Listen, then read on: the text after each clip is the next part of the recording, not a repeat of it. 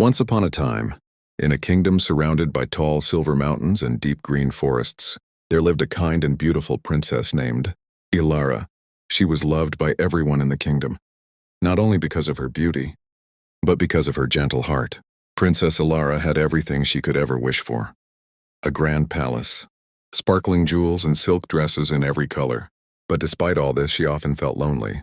She wished for a true friend who would love her for who she was, not because she was a princess.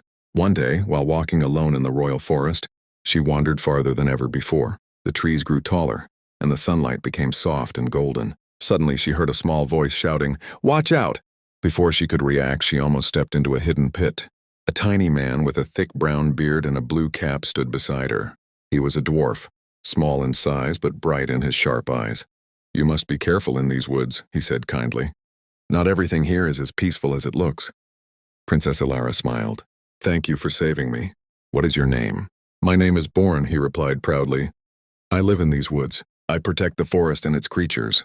Ilara was surprised. She had never spoken to a dwarf before, but Born was wise and warm-hearted.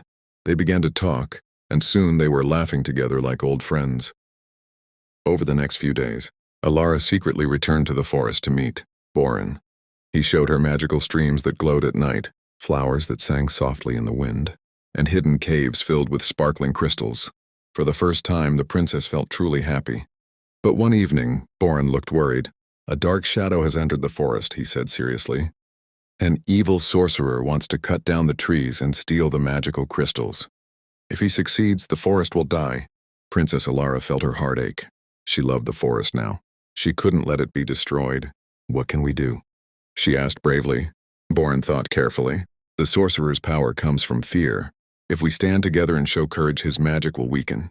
The next day, the sorcerer arrived with his dark cloak and glowing staff. The sky turned gray and the wind howled loudly. Princess Ilara stepped forward even though she was afraid. "This forest belongs to everyone," she declared. "You cannot destroy it." The sorcerer laughed.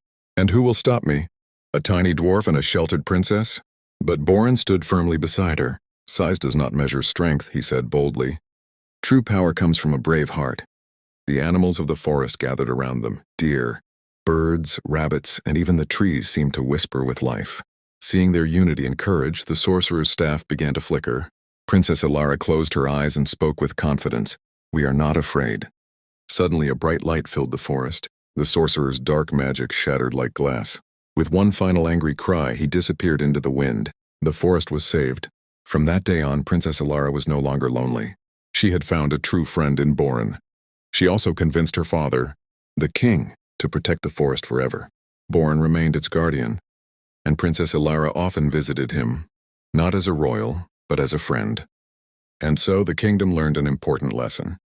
True friendship knows no differences. Courage is stronger than fear, and even the smallest hero can change the world. And they all lived happily ever after.